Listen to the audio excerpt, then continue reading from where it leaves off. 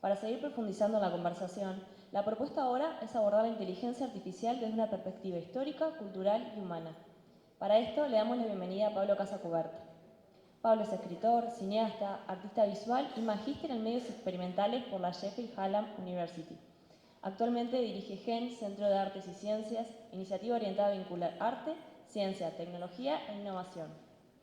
Ha publicado 9 libros de ficción y ha sido distinguido con 4 premios nacionales de literatura del Ministerio de Educación y Cultura de Uruguay, 3 premios de narrativa inédita de la ciudad de Montevideo y seleccionado por el AI Festival en Bogotá 39 como uno de los narradores jóvenes más destacados de la región. Su trabajo audiovisual ha sido desarrollado en más de 30 países y emitidos en televisión más de 100, con trayectoria como director y realizador en producciones internacionales, colaboraciones con cineastas como Alfonso Cuarón, Alejandro González Iñárritu y Terrence Malick, y proyectos documentales y de divulgación científica junto a organismos internacionales. Le damos paso entonces a Pablo con su charla, La historia natural de la inteligencia artificial.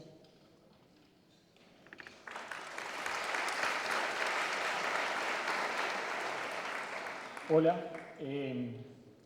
empiezo muy uruguayamente haciendo una disculpa. No sé si... ahí está. Primero que nada, tengan presente que se trata de un artista. Me siento un poco inhibido porque la mesa que viene inmediatamente después de mí tiene una persona con una larguísima experiencia en políticas públicas, un especialista en la neurociencia del lenguaje y un especialista en procesamiento del lenguaje natural, y la charla la voy a dar yo.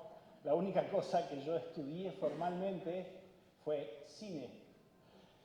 Me he dedicado, por razones familiares, yo fui el cuarto hijo de una familia donde los padres eran científicos, especialistas en fisiología humana, todos los hijos, ese era yo, todos los hijos de esa familia salieron artistas, increíblemente, pero me acostumbré desde chico a tratar de ver los problemas culturales desde la perspectiva de donde hay un problema cultural, no solamente hay dos personas, o dos ideas, o dos visiones, también hay dos neurofisiologías, dos sistemas nerviosos comunicándose, y me acostumbré a tratar de ver los problemas desde esa perspectiva material. Esta charla, en cierta medida, va a ser un gabinete de curiosidades, pero también es una manera de argumentar en qué estamos y qué no estamos viendo sobre la inteligencia artificial.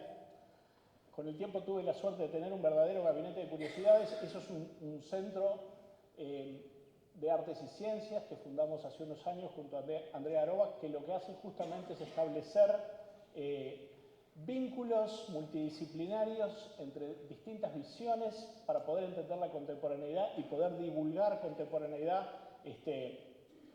bajo la premisa de que hay un discurso ya instalado, que es la idea de que hay demasiada información y que es imposible hacerse una idea de lo que está pasando.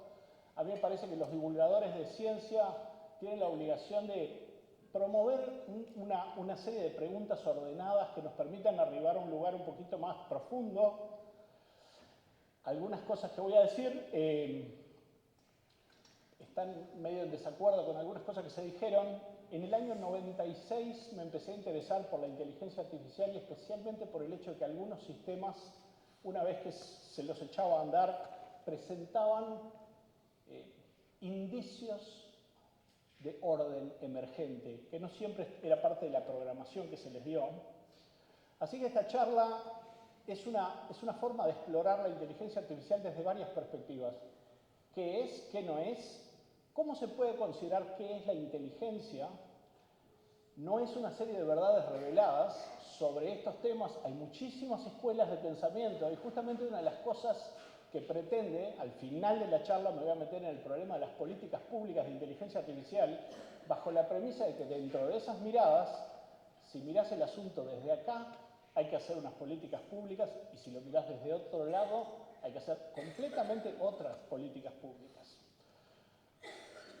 Primero hay que decir que es un tema que no está virgen en el imaginario público. Tenemos una larguísima tradición de pensar en entidades artificiales que toman decisiones. En general, todas esas historias salen mal. Frankenstein, el Golem, son todas historias que salen mal. Hay una narrativa que presenta justamente una resistencia muy activa a la idea de que una cosa que no es humana tenga desempeños humanos. Pero la primera persona que realmente hace la pregunta en términos académicos ¿Pueden las máquinas pensar? Es Alan Turing. Alan Turing, que lo han visto en las películas, tuvo mucho que ver con craquear el código de los alemanes en la guerra. Alan Turing, cuando se hace esa pregunta, ¿pueden las máquinas pensar?, se dio cuenta que es una pregunta bastante soberbia, entre otras cosas porque no sabemos qué es pensar. Sabemos a qué se parece pensar y cuáles son los resultados de pensar, pero no sabemos muy bien qué es pensar. Y entonces por eso elaboró ese test del que todos hemos oído hablar alguna vez, el test de Turing, que es justamente un test de qué clase de diálogo tiene apariencia de ser inteligente. Eso no quiere decir que sea inteligente, quiere decir que durante un rato uno puede tener una conversación con una terminal que en el otro lado de la terminal no sabemos si hay una computadora o una persona. Si al cabo de 20 minutos seguimos sin saber si estamos hablando con una persona o con una computadora, pasamos el test de Turing. Ahora nos resulta bastante risible ese test, pero durante años es una cosa imposible. Hay una cosa al mismo tiempo intensa y graciosa, que es cuando se hace el primer congreso o un protocongreso incipiente de inteligencia artificial, se reunieron un conjunto de académicos que pensaron, este tema de cómo funciona el pensamiento lo sacamos en un verano. Nos reunimos, le encontramos la vuelta. Como a menudo ocurre cuando uno pone 10 académicos en una misma habitación, rápidamente se produjeron dos bandos. Un bando se encargó de pensar en la inteligencia en términos de cuáles son los procesos intrínsecos, cuáles son los que ocurren adentro de la cabeza, cómo funciona el pensamiento, cuáles serían los procesos algorítmicos que se producen en la cabeza. Hay que decir que el verano viene siendo bastante largo. Y otro grupo dijo, no, vamos a seguir la premisa de Turing, que no sabemos muy bien lo que es el pensamiento, vamos a ocuparnos de los desempeños, es decir, de qué resultados de los procesos intelectivos o qué resultados de procesos sugieren intelección, pero no sabemos, en realidad lo único que nos interesa son los resultados y no las vías. Acá hay un tema que va a volver una y otra vez en esta conversación porque es para mí la clave del problema, y es la diferencia entre procesos y desempeños.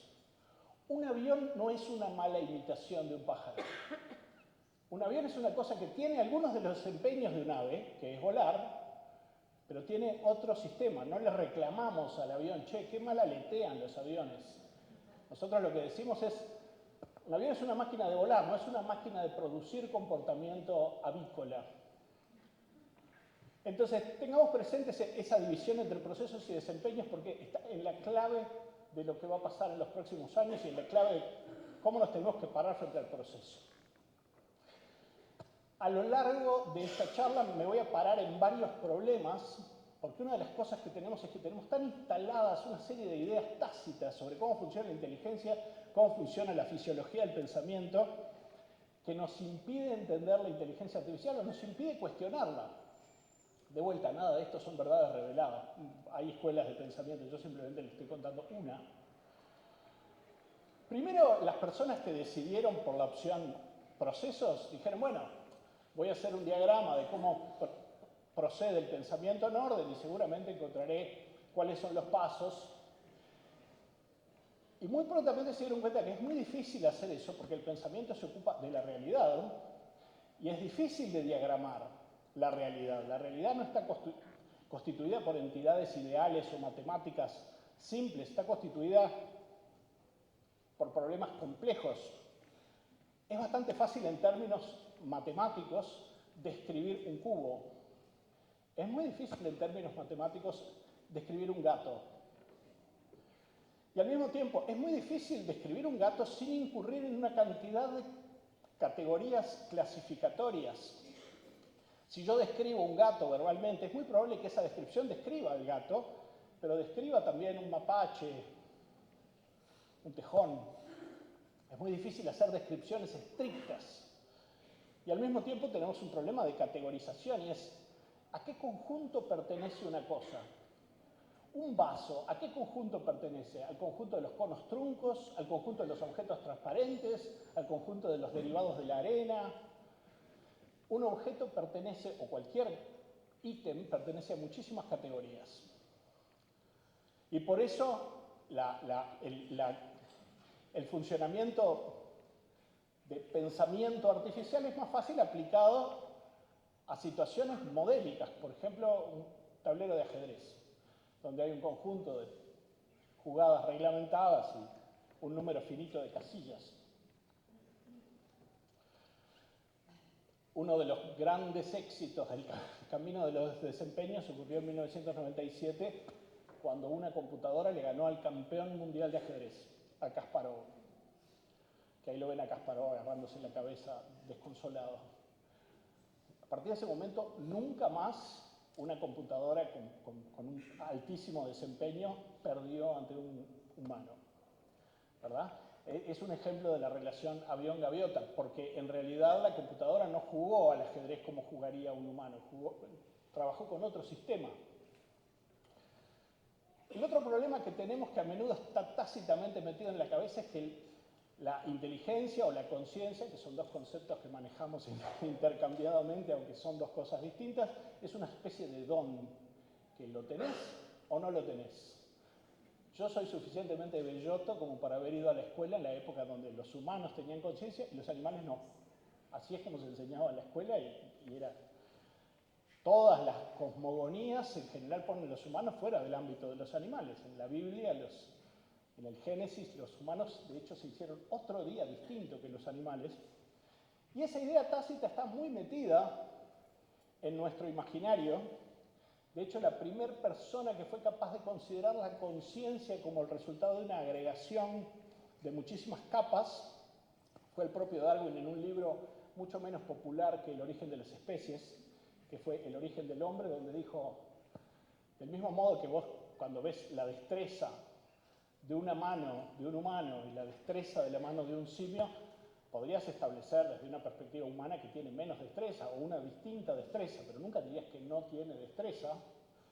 Fue el primero en decir, todas las cosas que censan su entorno y en función de eso hacen estrategias de supervivencia, tienen alguna clase de capacidad cognitiva. Las bacterias ciliadas, que carecen de sistema nervioso, son capaces de censar el entorno, huir de los bacteriófagos y acercarse a fuentes de azúcar, siendo seres unicelulares. Podrías decir que en unidades muy básicas son sistemas cognitivos. Cuando nosotros miramos la historia del universo desde la perspectiva de la agencia, de la capacidad de censar el entorno y tomar decisiones, nos damos cuenta, capaz que esto es un poquito antropocéntrico, que las entidades que toman decisiones se comportan muy distinto al resto de los objetos. Desde esa perspectiva de la agencia, una mosca tiene infinito más libre albedrío que un aerolito, ¿verdad? Se puede argumentar que una mosca tiene más albedrío que el sol. Pero desde la perspectiva de las cosas que tienen agencia, una vez que las pones todas dentro de un mismo conjunto, podrías decir que la variable que te interesa es el espectro de repertorios viables. En ese sentido tiene más agencia una nutria, que tiene comportamientos más complejos, cortejos más complejos, educación de las crías, y mucho más espectro de repertorios viables una persona.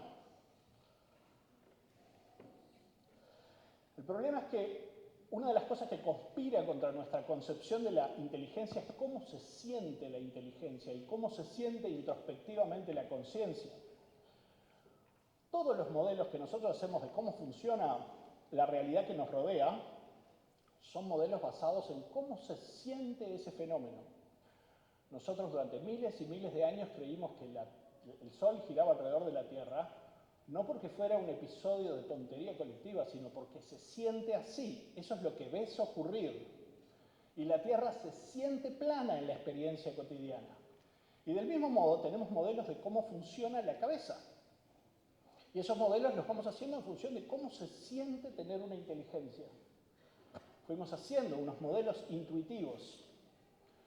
El problema es que del mismo modo que si yo hago un esfuerzo introspectivo enorme para representarme cómo funciona mi páncreas, no tengo acceso, algo similar ocurre con la cabeza. Tenemos al mismo tiempo no solo la vivencia de que estamos acá adentro, sino una larguísima historia social y cultural de dualismo. De hecho, si le preguntás a las personas dónde está su conciencia, la mayoría de las personas la ubican un poquito encima de los ojos y unos 3 centímetros adentro de la cabeza. Y esa idea de la esencia, la psique, lo espiritual, está muy metida en el modelo que tenemos, no solo culturalmente, sino porque se siente así. Y por eso el tema es espinoso, porque roza lo religioso, las aspiraciones colectivas que tienen que ver con lo místico. Es un tema incómodo, que en general lo que hacemos es soslayarlo porque es más fácil.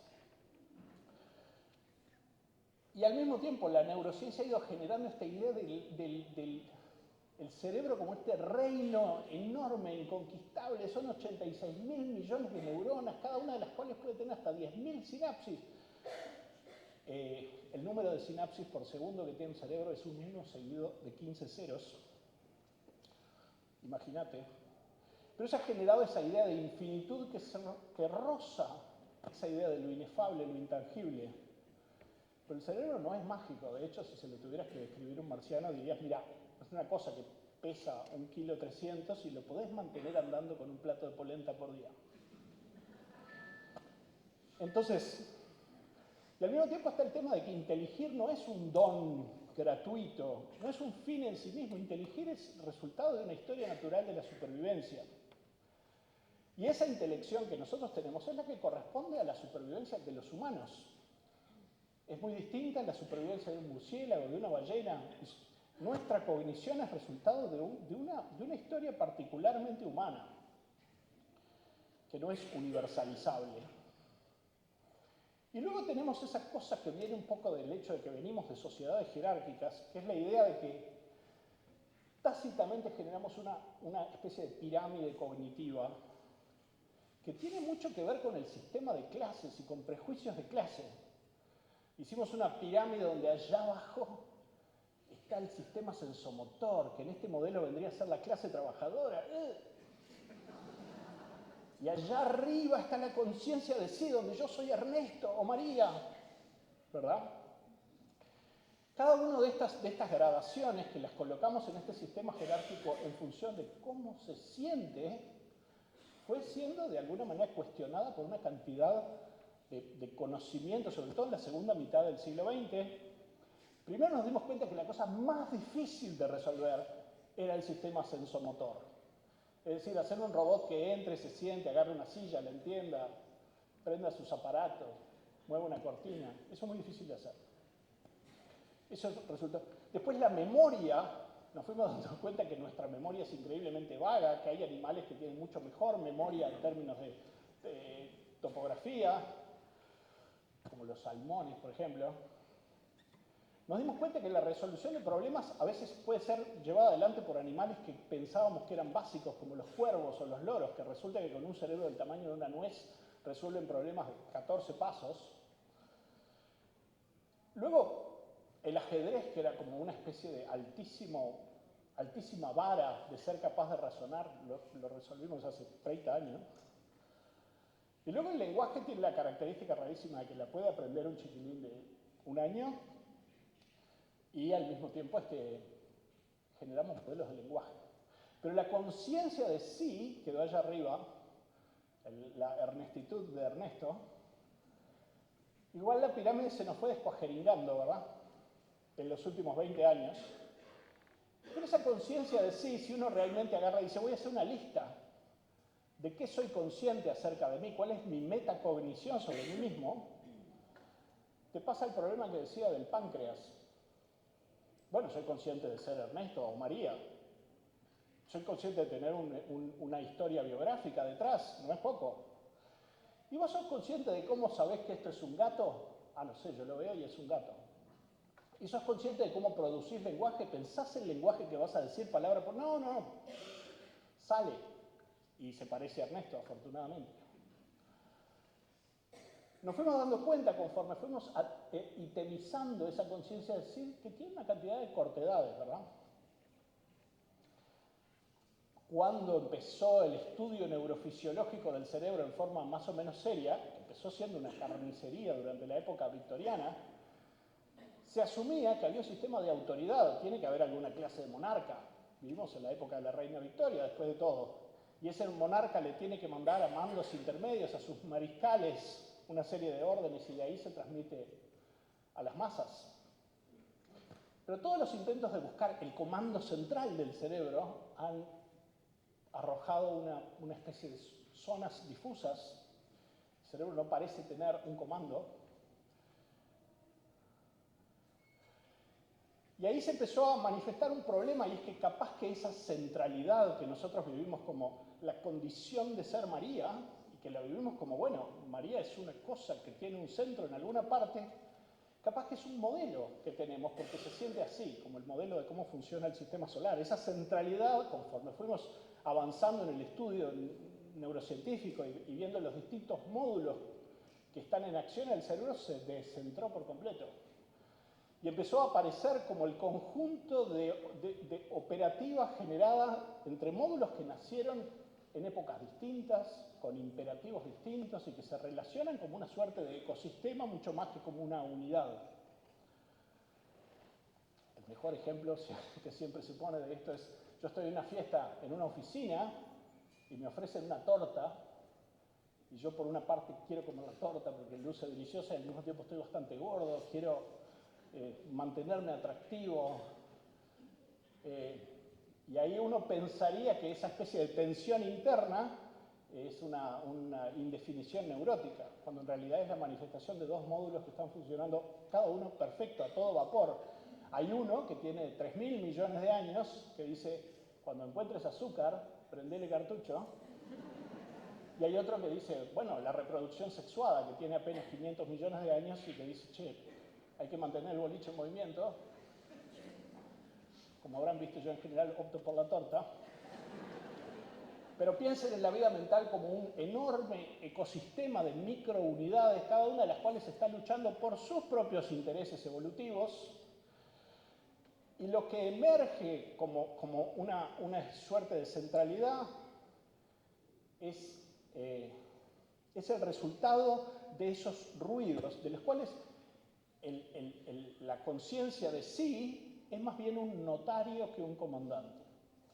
Hay una cantidad de experimentos, sobre todas estas cosas podrá abundar Álvaro Cabana después, hay una cantidad de experimentos que de alguna manera revelan que la conciencia es el último en enterarse de qué demonios está pasando en el cerebro. Yo la verdad es que cuando me enfrenté a este modelo, hace muchísimos años, pensé, no puede ser así. No puede ser que ante cada torta yo tenga que hacer un plebiscito interior y ver cuáles de mis fuerzas interiores ganan. Tiene que haber alguna clase de centralidad, hasta que me di cuenta que así es como funciona la sociedad. El gobierno del Uruguay no se encarga de que haya agua mineral en el almacén de la esquina.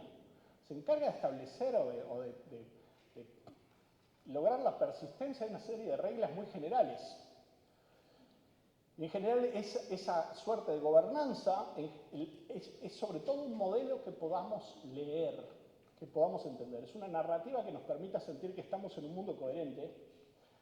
Hay un autor objetable, como todos, que presenta la idea de que la conciencia como la vivimos es una interfase. Es una metáfora, no es una cosa literal. ¿A qué se refiere con que es una interfase? Cuando se empieza a popularizar la idea de la computadora, se genera un entorno que el usuario pueda entender.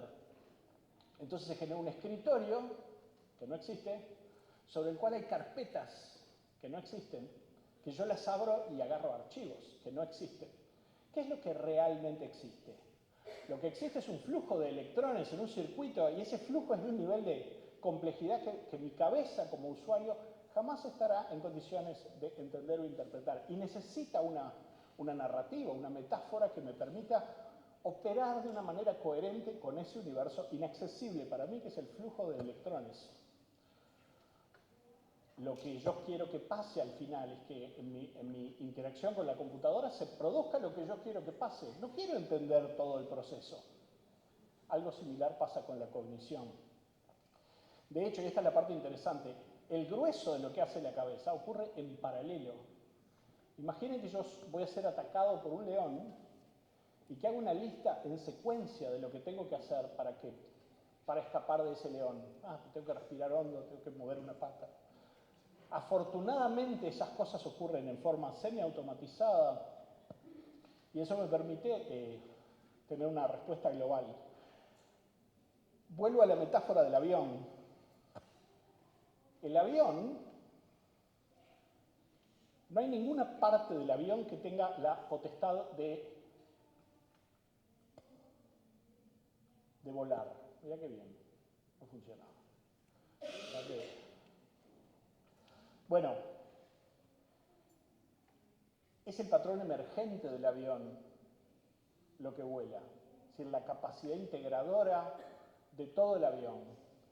Digo esto porque nos vamos a meter en el mundo de las inteligencias que no tienen una parte consciente ni una centralidad. Los cardúmenes de peces tienen un comportamiento coherente que está estructurado solamente en torno a que un pez al de al lado le da indicación de su posición. Y solamente con eso el cardumen funciona de una manera bastante orgánica. Lo mismo pasa con las bandadas de pájaros. Las bandadas de pájaros tienen un comportamiento bastante orgánico sin que haya un líder, salvo las bandadas que van en B, sí, esas tienen un líder, pero las otras no. Entonces, el patrón emerge de muchísimas unidades, cada una de las cuales no está pensando particularmente, generan un comportamiento coherente. ¿Qué relación tiene esto con la cabeza? Vamos a llegar allí. En determinado momento, en la segunda mitad del siglo XX, en el estudio de propiedades emergentes de sistemas, se puso un énfasis especial en las hormigas. Las hormigas tienen una cantidad de particularidades. Se trata de la familia, no solo las hormigas, todos los insectos sociales son los seres más exitosos de la Tierra en términos de capacidad adaptativa. Eso es un hormiguero muerto al que alguien le hizo el vaciado de cemento para que se vea el nivel de complejidad que puede tener estructuralmente un hormiguero. Hay que decir que cada hormiga por separado tiene 250.000 neuronas, que no es mucho, pero sumadas generan un comportamiento muy complejo. Contrariamente a lo que las fábulas nos dicen, las hormigas no tienen una reina. La reina es una esclava, tanto más esclava por el hecho de que solo pone huevos. Y sin embargo son capaces de coordinarse para hacer acciones muy complejas. Y esas acciones están coordinadas por una serie de señales mucho más complejas que la idea de posición, que es lo que los peces comparten en un cardumen. Acá lo que hay son... no están funcionando las películas, me da pena. No sé por qué. ¿Para qué voy a hacer un ESC? Voy a poner play de vuelta. Porque esto se entiende mucho mejor. No. Pará. Téngame paciencia. Dando un rastro y van reconociendo las hormigas el rastro dejado por otras hormigas. ¿Por qué esto es importante? Primero que nada, no solo porque orienta la conducta de las demás hormigas, sino porque, mira, acá lo que te muestra es que justamente elimina las versiones aleatorias. Ves, al principio las hormigas recorren cualquier lado y lentamente se van concentrando en los lugares donde se estableció que ese recorrido es relevante. Recordad en la palabra relevante, porque esto así son los modelos de lenguaje. Por esta vía, por la vía de que la señal que estuvo más tiempo, que es la más larga, la que estuvo más tiempo en su lugar y tuvo más oportunidades de borrarse, la que realmente queda es la más corta. De esta manera los hormigueros calculan triángulos equiláteros perfectos, optimizan rutas de formas que de hecho a una computadora le llevaría mucho, y eso se llama justamente los algoritmos de optimización del hormiguero. Cuando vos lo que estás haciendo es una ruta entre puntos, las iteraciones que tenés que hacer, la cantidad de soluciones que hay, depende de la cantidad de puntos. Encontrar la solución óptima, si vos agregás puntos, ya si agregás 20 puntos, la cantidad de operaciones que tenés que hacer. En determinado momento alguien dijo, bueno, ¿qué pasa si hacemos como las hormigas? Solo nos ocupamos de encontrar un rastro que ya haya sido señalado como bueno y de esa manera optimizamos nuestras recorridas. Solo nos ocupamos de un tramo por vez y de esa manera obtenés una ruta ideal.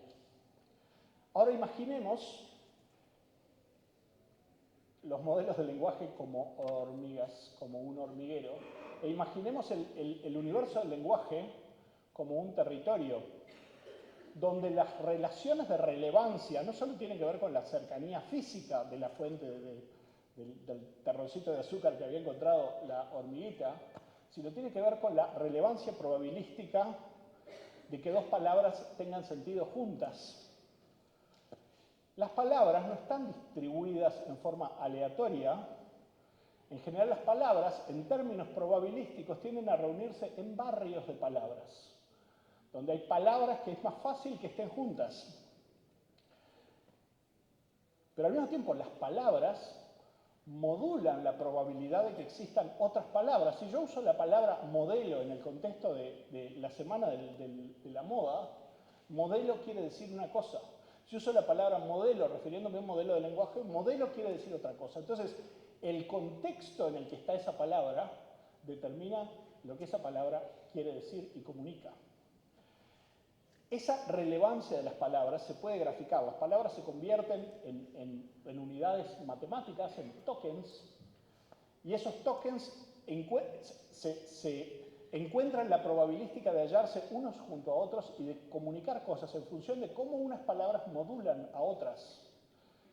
Ese espacio tridimensional, en donde las palabras se ocupan unas a otras, se llama el embedding, que es donde si yo estoy en esta gráfica, y estamos hablando de un monarca, y esa gráfica está siendo atravesada por un vector donde lo que se ve es género, una parte de esa gráfica quiere decir rey y otra parte quiere decir reina. Y de esa manera podés establecer el vínculo entre palabras como relaciones numéricas.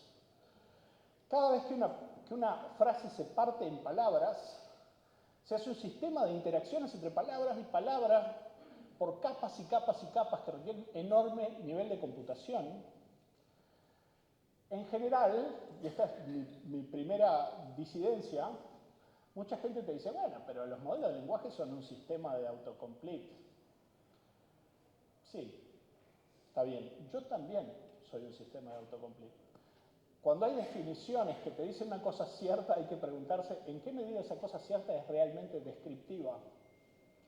Si yo estoy hablando de un cuento policial y tengo que llegar a la conclusión de quién es el asesino, entender quién es el asesino requiere entender el cuento policial. Y acá la palabra complicada y molesta es entender. Pero esto me obliga a ver la relación entre todas las palabras del texto entre sí. ¿Verdad? Ver en qué medida cada palabra modula las demás palabras, entenderlas contextualmente. Y esto tiene relación con la cantidad de casos que hay allá afuera, en el mundo, en el paquete de entrenamiento que tuve, pero que es un reflejo de las palabras que hay allá afuera en el mundo, de tal manera que hay palabras que tienen más probabilidad que otras, en términos de frecuencia. Hoy me siento bien, es un poco más probable que hoy me siento mal. Hoy me siento triste, tiene un poquito menos de casuística. Hoy me siento apesadumbrado, ya en términos de frecuencia es mucho menor. Hoy me siento sombrero, no tiene casos. Entonces, parece una pavada, pero cuando vos decís, bueno, pero en realidad lo que está es completando la frase, para que esa frase tenga sentido, el volumen de inferencia contextual es enorme. Si yo quiero completar un párrafo sobre la Revolución Francesa de tal forma que tenga sentido, un poco la entidad tiene que parecerse a entender la Revolución Francesa. Y digo parecerse porque nuevamente traigo a colación la diferencia entre los procesos y los desempeños. En términos de desempeño yo lo tengo que leer y tiene que parecer que esto entendió la Revolución Francesa. Y la diferencia entre parecer que entendiste la Revolución Francesa y entender la Revolución Francesa, hay un momento que se torna, para mí al menos, levemente intangible. Hay que pensar que además estos modelos probabilísticos se parecen mucho, del mismo modo que decíamos que el gobierno no decide si hay agua mineral en el almacén. El modelo no decide cada una de las asociaciones que se producen. Esas son asociaciones de corte probabilístico. En cierta medida, un modelo de lenguaje es un sembradío de interacciones probabilísticas que en cierta medida crece a su manera, dadas las condiciones en que lo sembré, que tienen que ver con cómo lo entrené. Y por eso tienen muchísimas conductas y resultados emergentes que son difíciles de explicar, o por lo menos no posibles de explicar en términos de programación. De vuelta, acá hay una cantidad de escuelas de pensamiento. Cuando empezó la explosión de los modelos de lenguaje estaba esta idea de que la escala, cuanto más paquete de entrenamiento hay, más procesamiento y más, se producen más interacciones probabilísticas virtuosas. Esta idea ha sido cuestionada por una cantidad de personas, pero sí podés decir que, primero, ayuda mucho el hecho de que Internet haya generado un océano de palabras del cual ir a beber, de donde cuanto más sea la fuente disponible de palabras, más fácil es lograr inferencias que tengan casos. Al mismo tiempo, ha cambiado mucho el refinamiento de los modelos probabilísticos, entre otras cosas porque cambió la demografía de personas ocupándose de eso. Un campo que al principio era una frontera y ahora son literalmente centenares de miles de personas entrenando, porque hay muchísimo trabajo humano allí, ¿verdad? Y al mismo tiempo cambió mucho y cambia continuamente cuáles son los procesadores. Y eso lo que fue generando son varios cambios de escala al mismo tiempo que hacen que esa imprevisibilidad del sistema también aumente. Y luego está, porque en general vemos los modelos de lenguaje, pero una característica que tienen las inteligencias artificiales es establecer patrones, descubrir patrones en datos que para nosotros son difíciles de interpretar. Para nosotros es difícil encontrar un montón de ruido y encontrar allí, mirá, estos elementos se repiten en tantas y cuantas situaciones. Para la inteligencia artificial no tiene límite en términos de su jornada laboral. Puede hacer esto sin parar hasta encontrar las correlaciones. El mundo está lleno de patrones reconocibles, ¿verdad? Pero muchos de esos patrones nosotros no nos damos cuenta de que son patrones. De hecho, hay una serie de patrones que los encontramos incluso cuando no están allí, la dichosa pareidolia. ¿Y por qué digo esto? Porque en nuestra búsqueda de patrones están muy presentes nuestras expectativas, lo que esperamos encontrar allí. Una expectativa que las máquinas no tienen, o por lo menos no tienen desde una perspectiva claramente cultural y humana. Nuestro sentido de qué debería estar allí y qué no debería estar allí estructura muchísimo nuestra percepción de las cosas. Voy a poner un ejemplo práctico. La mamografía, que hay que decir y honrar, es un procedimiento uruguayo de la mamografía inventado acá. En general, un mamógrafo que tenía una gran experiencia había visto 6.000 mamografías. ¿Y qué estaba buscando esta persona? ¿Cuál era su expectativa? Y bueno, estoy buscando grumos, estoy buscando densificaciones. Cuando le dieron 6 millones de mamografías a un sistema de reconocimiento de patrones, dijo, y lo contrastaron contra las historias clínicas de 6 millones de personas, dijo, sí, es cierto, muchas veces hay tumores cuando hay grumos, pero más veces hay tumores cuando hay claros, que es algo que los humanos no estábamos buscando. Entonces, muchas veces lo que tiene la inteligencia artificial es que no tiene una serie de sesgos nuestros, tiene una cantidad de sesgos, pero no exactamente los mismos que guían a un científico humano, o no todos. Yo no sé si a ustedes les cayó una ficha cuando surgió Google Images, cuando pusieron el botoncito donde vos podías subir una imagen y decías, bueno, subí una imagen de una Magdalena. Esto estoy hablando del 2014, 2015, y que vos en determinado momento el modelo no te devolvía cosas que tengan forma redonda. No estaba analizando la imagen en términos de su forma, te devolvía magdalenas. También en términos de imagen, del mismo modo que Internet se convirtió en un océano de palabras, de hecho, la imagen que las personas suben más a Instagram es una foto de su gato.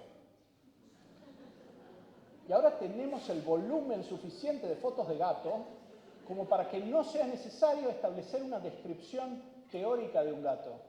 Tenés la suficiente casuística como para decir, bueno, contrastá todos estos gatos, tirá vos pedacitos, pequeños cuadraditos de ruido organizado de determinada manera y mira cuáles de esos cuadraditos se parecen a un gato. Y ese parecerse a un gato no requirió una definición de carácter teórico. En función de eso fue que generamos la posibilidad de, una vez que sos capaz de reconocer un gato, bueno, haceme un gato. Y en 2 años pasamos de tener unas formas monstruosas, levemente gatiformes, a tener gatos fotorrealistas. Porque va creciendo, de vuelta, es muy importante cómo es el ritmo de crecimiento de estos procesamientos. En general, hay un momento de esta conversación donde empieza a bullir en el interior de uno una especie de sí, todo bien, pero no. Eso no es entender, ¿ok? Eso no es entender. Eso es encontrar correlaciones, y eso es hacer relaciones probabilísticas. Entender es otra cosa, ¿verdad? Y ahí, la mitad de las conversaciones terminan ahí. Digo, bueno, vamos. Y en general no hay espacio para preguntarse, bueno, ¿qué es entender? Es una palabra a la que le asignamos un significado unívoco, pero en realidad son muchas cosas es entender. Son muchas cosas. Una porción de esas cosas las pueden hacer los modelos de lenguaje al día de hoy. Entonces, hay un momento de la charla, cuando empezás a dividir esto en ítems, que surge la idea, que es recurrente, la idea de no, hay una dimensión intangible, inefable, que es insustituible, que es una idea que por una parte es linda, yo siento eso, del mismo modo que si no supiera que la Tierra gira alrededor del Sol, sentiría que el Sol gira alrededor de la Tierra. Esa apelación a lo inefable es perfectamente lícita, es un derecho humano, pensar que hay una dimensión inasequible a la analítica. El problema es que no podemos establecer las políticas públicas, jugar nuestras fichas a lo inefable. Es decir, no, hay una cosa que es insustituible. De vuelta, la vida laboral tiene en un enorme porcentaje de casos que ver fundamentalmente con los desempeños. Ahí la gente dice, sí, pero yo no entiendo solamente con el cerebro, no soy una computadora, no soy una máquina de computar, yo soy un animal y soy un sistema nervioso entero y en mi capacidad de razonar o de entender cosas también hay todo un sistema neurobioquímico, un sistema suprarrenal. Se puede entender que la conciencia es un proceso corporal, es un todo, que no es comparable a una herramienta. El problema es que una vez que entras allí, te das cuenta que incluso si tuvieras que explicarle a un marciano en qué consiste una herramienta, pongo un ejemplo. Imaginemos que a mediados del siglo pasado viene una nave y mandan un marciano a establecer cuáles son las tecnologías humanas. Y baja a un lugar donde hay un tipo con un arado, y el marciano está tomando nota, tiene que enviar su informe, y dice, che, bueno, mira, acá hay este aparato, ¿y ese aparato qué hace? Ah, no, solo no hace nada. No es una herramienta, pero que hay que empujarlo. No, para que ese aparato funcione, tiene que tener un adosado. Bueno, pero ese adosado tiene agencia, decide cosas. Sí, bueno, pero el caballo no hace lo que quiere, funciona con un prompt. La persona lo va llevando al caballo por donde quiere. ¿Y eso funciona solo? Ah, no, si lo dejas al caballo solo y al arado solo, tampoco funciona. Pero pará, ¿no será? Entonces dice el marciano, no imbuido de nuestra cultura, ¿no será que las herramientas son las tres cosas? No funcionan así las herramientas. De ahí te das cuenta lo difícil que es establecer un ranking de agencia. El marciano podría decir, yo no, pero el marciano sí. Che, pero aparentemente no todo el cerebro de esta persona tiene agencia. Hay una parte que es más sensomotora, hay otra parte que tiene que ver con el sistema vestibular, no sé si eso tiene que ver con lo que estamos haciendo. Y ahí te das cuenta, una vez que te metes, te das cuenta que la medida en que el caballo, y voy a seguir con la metáfora de la inteligencia artificial, el caballo no cambia su cognición cada semana, pero la inteligencia artificial, presuntamente una herramienta, sí. Entonces es difícil hacer esta relación si el caballo va cambiando de capacidades cada semana.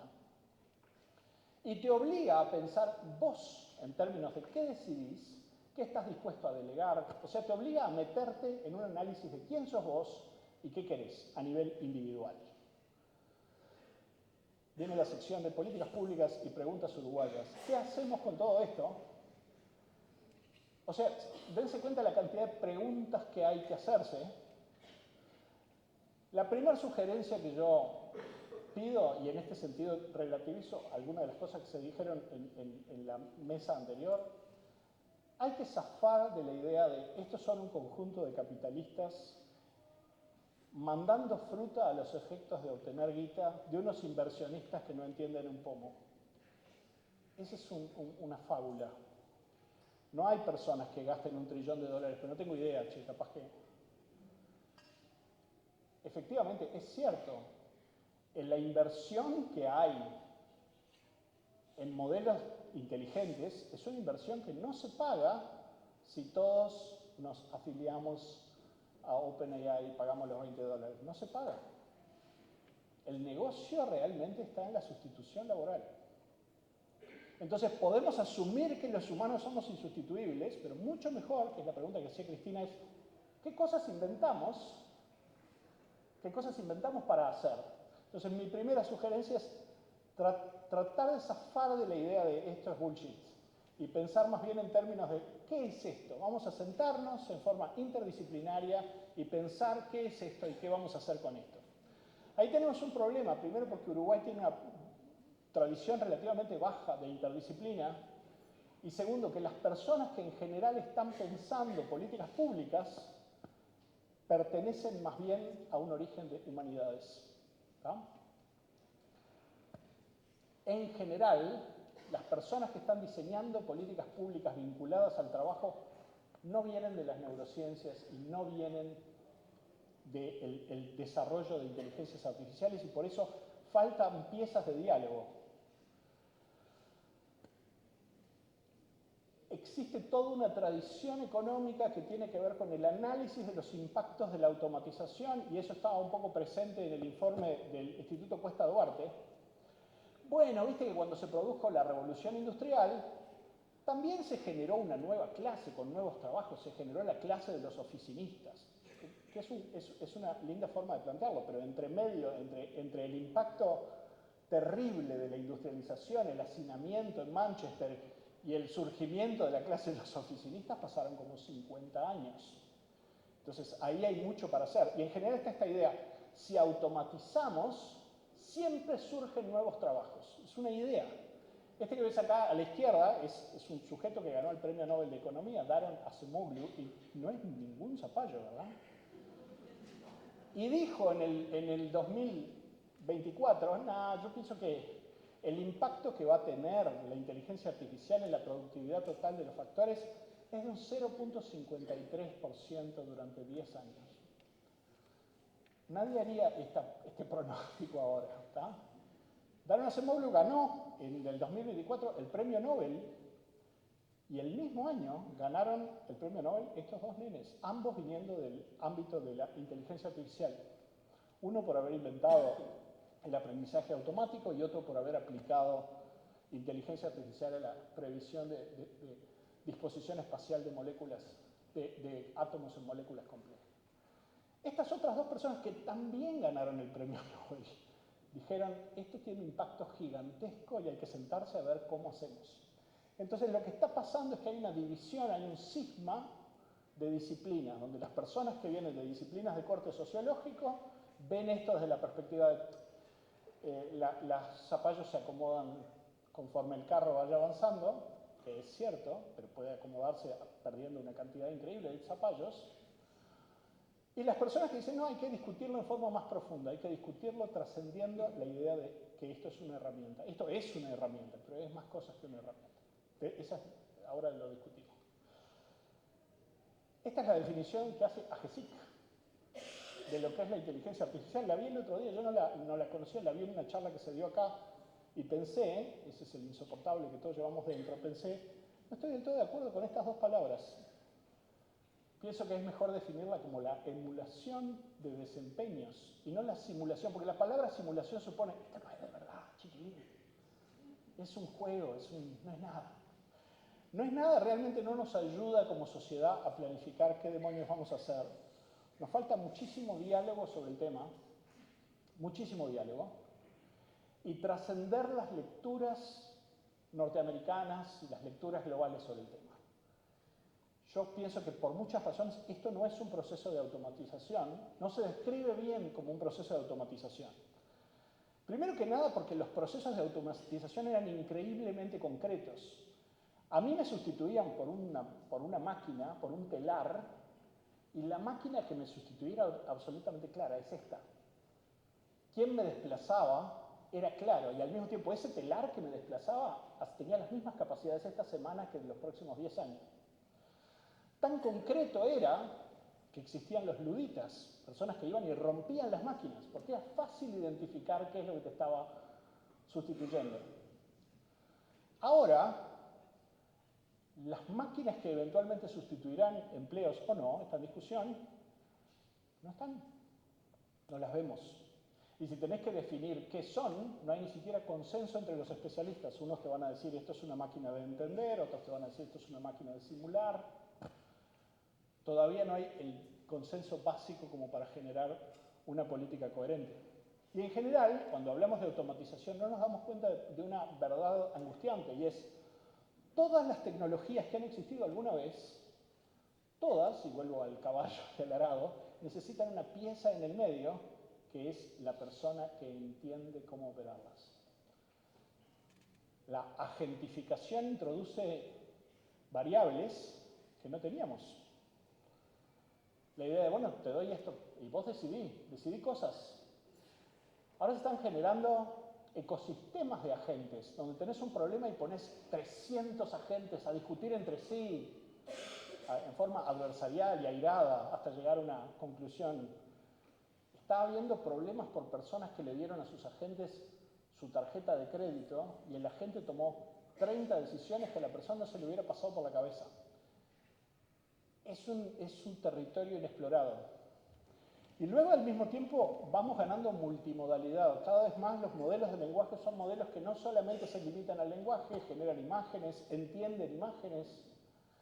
Cada vez el input que reciben es más parecido a una sensorialidad. Es decir, que si vos dijeras, bueno, voy a hacer una gráfica, yo creo que esto va a ser cada vez más como una herramienta pasiva. Esa gráfica seguramente no es verdad. Podemos tener divergencias acerca de cuál es el vector, la velocidad y los impactos. Y luego está el hecho de que hace varios años que sectores importantes de los científicos y de los departamentos que se ocupaban de generar modelos de lenguaje se abrieron de los modelos de lenguaje y dijeron, el lenguaje no termina de describir la realidad, vamos a hacer modelos de cómo opera el mundo, nuevamente, encargándose de esa clase obrera de los procesos intelectivos que durante tanto tiempo nos pareció que era el piso de abajo. Esos modelos del mundo se están desarrollando a los efectos de generar máquinas que operen en el mundo laboral. No son máquinas destinadas a generar espectacularidad, ¿verdad? Y la otra cosa que en general, como hay un bandeo entre una mirada completamente apocalíptica, que es yo estoy en contra, y otra completamente tecno-utopía, que es yo estoy a favor, es que en general hay un problema de grado allí, y es las sociedades no colapsan cuando tienen un 40% de desempleo. Las sociedades empiezan a tener serios problemas de trama social cuando tienen un 16, un 15, un 17% de desempleo. Empieza a colapsar su sistema de seguridad social, su salud pública, la depresión, la construcción de sentido. Fíjense todas las medidas legislativas de contención que nosotros generamos en torno a las probabilidades de que una persona muera en un accidente automovilístico en Uruguay. Mueren un poquito más de 12 personas cada 100.000, que es una cifra al mismo tiempo terrible y demográficamente no enorme. Fíjense toda la legislación, todas las previsiones que tomamos para minimizar el impacto de esa estadística. Y lo poco que tenemos generado en términos de discusión sobre la posibilidad de sustitución laboral en términos de políticas públicas. Pensando no en dentro de 100 años, pensando el año que viene. En general, cuando las personas piensan en la inteligencia artificial y sus desempeños en términos de impacto social, suelen poner su énfasis en qué es lo que las máquinas tienen para ofrecer. ¿Qué es lo que las máquinas tienen para ofrecer en el 2027? Esa es una pregunta pertinente, pero mucho más pertinente es la pregunta, ¿qué es lo que los humanos tienen para ofrecer en una situación de desplazamiento progresivo de todo aquello que tiene que ver con la eficiencia, la optimización de recursos, la rentabilidad inmediata? Todas esas dimensiones que son cuantificables, algunas de ellas van a desplazarse hacia la automatización. Entonces la pregunta de lo que decía Cristina, ¿qué clase de trabajos, qué clase de valorización de lo que hacemos, de qué manera? Y hay una dimensión que tiene que ver con, bueno, ¿qué es lo que vamos a saber? ¿Qué es lo que hay que saber para formar parte de esa sociedad del futuro? ¿Cuáles serían las habilidades? Hay un diálogo de Platón, el diálogo Fedro, donde Platón dice que su sociedad todavía recuerda la época en donde no había libros.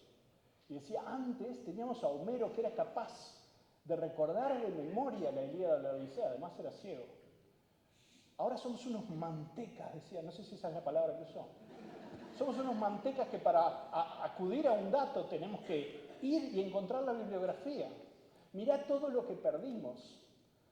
Hoy en día nadie pensaría en términos de lo que perdimos al adquirir la letra escrita. Siempre hay una entrega y una... No sé si les pasa que si tienen que sumar 20 cifras lo hacen con una computadora, con una calculadora. Es no solo una habilidad, una disposición que perdimos. Nadie piensa, qué horrible, mirá lo que perdimos. Muchos trabajos son trabajos que tienen que ver con una cuantificación estricta. La persona que calcula el stock de galletitas en una bodega no está haciendo gala de una subjetividad profunda, ni es un laburo estructurado en torno a su humanidad. Es un laburo que debe ser humano y humanizable, pero en realidad es un laburo cuantificable. Y después viene la parte de la construcción de sentido. Freud decía que los ámbitos de la realización humana son el amor y el trabajo. El trabajo, tu ocupación, es la segunda cosa que tú decís sobre ti mismo. ¿Quién sos? ¿De dónde sos? ¿De qué laburás? El amor y el trabajo. Es muy probable que haya cierto nivel de trastoque en términos de los valores asociados al amor en una sociedad crecientemente virtualizada. Ya vimos el problema demográfico que tenemos. En el mundo cada vez hay menos, no solamente cada vez hay menos familias, cada vez hay menos cópula. Y el trabajo también está siendo trastocado. ¿En qué medida nosotros generamos políticas públicas destinadas a contener cierto vaciamiento de sentido, que esperemos que no ocurra, pero estemos preparados por si ocurre? Lo que nos obliga a preguntarnos qué agrega valor en términos estrictamente humanos. Yo pienso que muchas cosas, pero no está siendo parte del diálogo. No está siendo parte del diálogo qué es el valor en la época de la inteligencia artificial. No quiero decir que se haya terminado el valor, estoy diciendo que hay que pensar en ello, no lo estamos pensando. Y al mismo tiempo hay algo que tiene que ver con diseñar formas de monetizar actividades que hasta ahora no eran monetizables. Para mí el mejor ejemplo es el Sistema Nacional de Cuidados, que es una cosa todavía incipiente, no es un exitazo, pero está bueno, que fue monetizar una actividad que nosotros considerábamos hasta todo el siglo XX que era una actividad que tenías que hacer de motu propio, sin ninguna retribución. Supuso cierta ingeniería conceptual entender que hay una economía allí. ¿Qué otras cosas monetizables no estamos monetizando? Voy al mundo, voy a la parte patriotera de esta conversación. Uruguay tiene un larguísimo historial de políticas públicas, tan enorme que a veces no lo vemos como tal, ¿verdad? Es decir, históricamente Uruguay hizo una cosa rara, y es que justamente en un periodo de industrialización vertiginosa en el mundo, mucho más énfasis que en legislar la industria, la legislación uruguaya puso el énfasis en legislar las personas. Los derechos laborales, el derecho de huelga, el derecho de sindicalización. Uruguay fue poniendo a lo largo del siglo una cantidad de énfasis en la calidad de vida de las personas. A mí me parece interesante que pensemos cómo legislar la inteligencia artificial, pero para legislar las personas tenemos que realmente pensar en términos de impactos que no partan tan fácilmente de la base de que lo que está pasando no va a ser tan importante. Ese cálculo del 2 o el 5%, viste que es un cálculo del 2025, y acá está Pablo del Instituto Cuesta Duarte que va a aceptar que un cálculo del año pasado es como un cálculo del siglo pasado. Entonces, hay muchas políticas, todo esto lo vamos a discutir, pero hay políticas que hacer que tienen que ver con cómo conservar la equidad, que son las políticas que más o menos se están planteando y sobre las cuales hay consenso. Todas esas políticas están bien.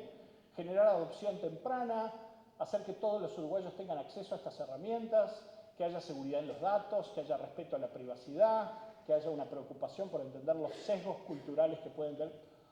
Todas esas están bien.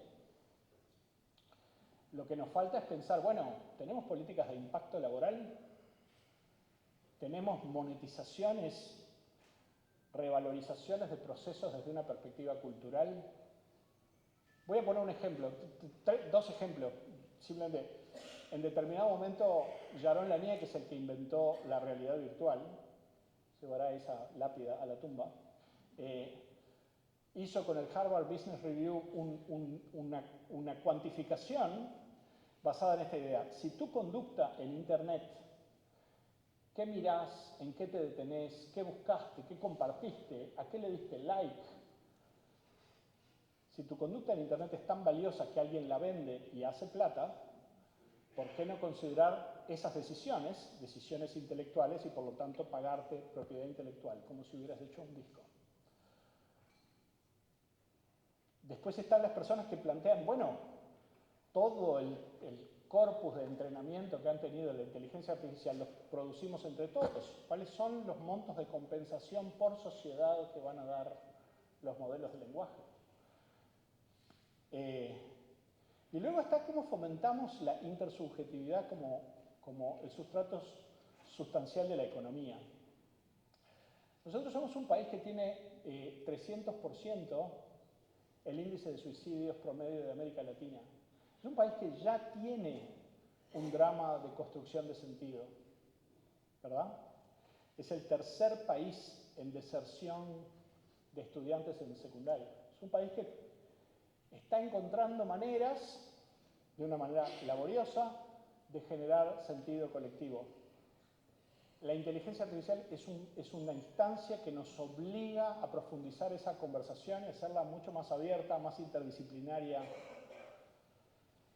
Hay una cosa que a veces olvidamos, es que Uruguay ha sido un banco de pruebas de políticas públicas.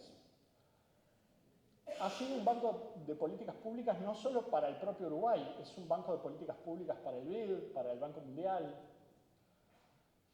Por muchas razones, porque es un país que tiene una escala humana, porque tiene una estabilidad institucional muy grande, porque es posible hacer el rollout de una política pública y saber si funcionó al toque.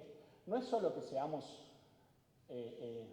ilustrados y valientes, que lo somos, pero la razón por la que fue posible hacer la reconversión energética, el plan Ceibal, es también porque en términos institucionales Uruguay no carga con la mochila de las corporaciones enormes. Todas las corporaciones enormes son extranjeras. Nosotros no tenemos un campo de intereses luchando porque no hagamos políticas públicas, vinculado a la inteligencia artificial. Estamos viendo. Hacer de Uruguay un banco de pruebas de políticas públicas vinculadas a la inteligencia artificial es una de las cosas que podríamos exportar. La gente dice, ¿what? El Ceibal está exportando Ceibal a otros países. Hay un know-how que surge de la implementación exitosa de una estrategia. Ramón Méndez, que hizo la reconversión energética, está haciendo la reconversión energética de Jamaica y de Albania. Es bueno tener un campo de pruebas como el que tenemos, pero hay que aprovechar esa circunstancia. Termino con esta imagen lírica, que es Valle de Ordóñez yendo a Europa, no a ver qué políticas públicas estaban en el poder, fue a ver qué onda, qué políticas públicas están entre los apuntes de algún anarquista en un bar. No fue a ver qué están haciendo los gobiernos. Afortunadamente no nos tenemos que tomar un vapor para hacer eso.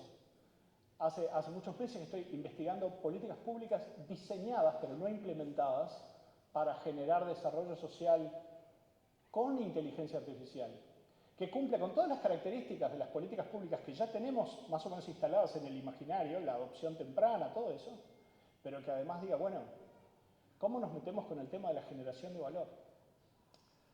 Y habiendo dicho esto, les agradezco mucho su atención.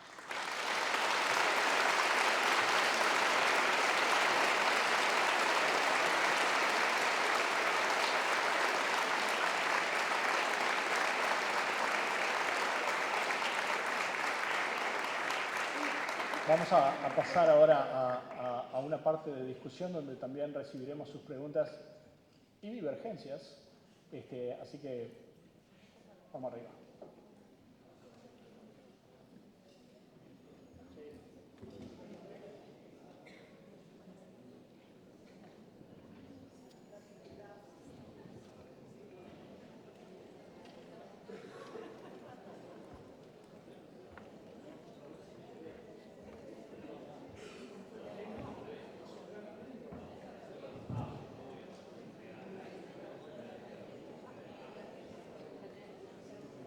Bueno, antes que Melanie anuncie la mesa, yo les quería contar que nosotros desde la gerencia estamos trabajando con el Centro de Formación y Estudios para poder llevar adelante una formación en innovación a través del Centro de Formación y estamos trabajando con ellos para poder implementarla a partir del 2027 en 3 módulos, que nos parece importante poder traer una formación que muchas veces vamos a buscar afuera, poder traerla a la propia institución. Así que por ahí andaba la gente del Centro de Formación y Estudios. Quería adelantar como este anuncio, porque también a nosotros siempre nos pasa que queremos, como cuando hacemos una actividad, ya anunciar la próxima. Y también contarles que en octubre, a fines de octubre, vamos a estar organizando, junto con AICID, que nos está acompañando, y con el ENAP de Brasil, un encuentro internacional de laboratorios de innovación, por lo cual vamos a recibir a muchos laboratorios extranjeros y muchas áreas que están trabajando acá en Uruguay, y vamos a poner en discusión ahí el tema de la innovación desde lo público. Así que nada, ahora sí me voy a portar bien y voy a dejar la palabra a Mel para armar esta mesa.